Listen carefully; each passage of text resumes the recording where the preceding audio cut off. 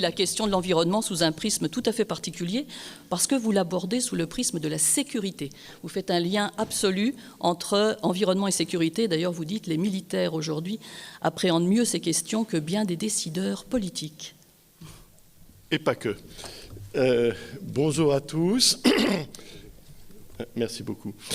Bonjour à tous. Alors, d'abord, mon camarade Guillaume Sainteny et moi avons eu la chance de co-animer cet atelier hier, crise du climat, crise de la biodiversité, enjeux de sécurité. Je tiens à remercier l'organisation et notamment le jeune Thomas Jay. Je ne sais pas si j'ai le projecteur dans les yeux, donc je ne sais pas s'il est dans la salle, mais il nous a beaucoup aidés. On a eu une assemblée qui était très impliquée, très intéressante, et ça fait un débat d'une grande richesse dont je pense nous étions tous très contents.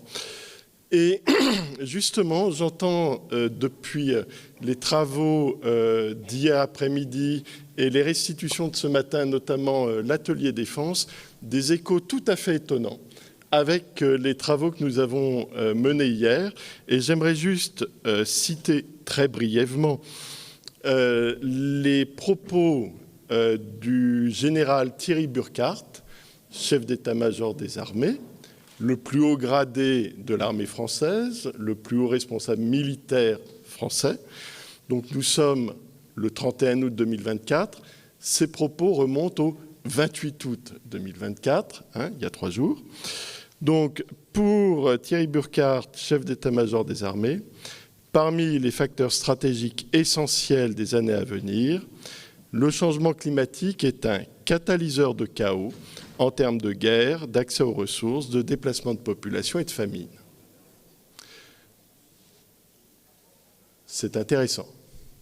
C'est intéressant parce que là, le général Burkhardt évoque la question de la crise du climat.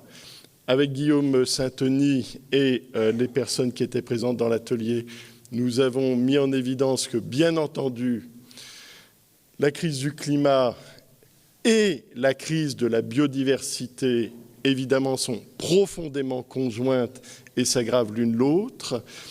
Guillaume, si vous voulez nous rappeler d'ailleurs ce que c'est que la biodiversité, pourquoi c'est aussi grave que le climat? Oui, la biodiversité, en gros, c'est 3 choses. C'est la diversité des milieux vivants, la diversité des espèces interspécifiques et la diversité intraspécifique, ce qui fait que nous appartenons tous ici à la même espèce, mais nous sommes différents les uns des autres. Alors, la biodiversité est effectivement un facteur de tension et d'insécurité. D'abord parce qu'il y a une course à la ressource, en matière aux ressources naturelles, en matière de biodiversité, notamment aux gènes. Et ensuite parce qu'on a un appauvrissement très important de la biodiversité domestique, c'est-à-dire de la biodiversité cultivée, et qu'on le voit, ça s'interpénètre avec la crise climatique. Je voulais aussi ajouter le fait qu'on a, d'abord on a eu un public extrêmement impliqué, extrêmement actif et qui a posé beaucoup de questions et dont l'interrogation essentielle était face à l'importance de ces sujets, pourquoi y a-t-il une inaction politique, ou en tout cas une action politique qui n'est pas à la hauteur des enjeux. J'ai quand même essayé de rappeler qu'il y a une grande acculturation du monde politique depuis 30 ans. Il y a 30 ans, quand on allait en province parler devant les parlementaires du rapport du GIEC, aucun parlementaire ne savait ce qu'était le GIEC. Aujourd'hui, tous les parlementaires savent ce qu'est le GIEC. Et donc, le niveau de culture générale des hommes politiques et des parlementaires s'est quand même beaucoup accru, mais probablement de façon insuffisante. Et surtout, les actions restent en deçà des évolutions, notamment parce que le temps politique n'est pas le même que le temps environnemental et que le retour sur investissement de l'action politique en matière d'environnement reste un petit peu insuffisant. Mais c'est un peu moins vrai si on met l'accent, comme on a essayé de le faire hier, sur justement l'aspect sécuritaire. Et on le voit quand la plus haute autorité militaire du pays le fait aussi, sachant que le Pentagone le fait depuis très longtemps aux États-Unis et d'autres pays aussi. Ça peut inciter la sphère politique et publique à s'en saisir davantage. C'est ce que nous avons essayé d'inciter hier. Absolument. Et pour conclure, puisque le temps nous est compté, aujourd'hui, ces crises du climat et de la biodiversité sont en train de s'interpénétrer avec les conflits, les guerres qui sont en cours. C'est pas demain, c'est aujourd'hui, c'est en ce moment. Donc, il y a deux grandes directions d'action à suivre.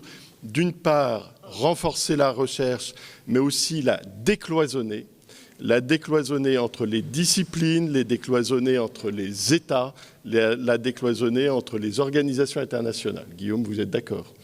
Bien. D'autre part, il faut aussi anticiper les conflits à venir, s'y préparer, et s'y préparer, comme le disait d'ailleurs le jeune homme, l'officier qui restituait la table ronde défense, j'ai beaucoup aimé, avec espoir, confiance et lucidité. Nous vous remercions.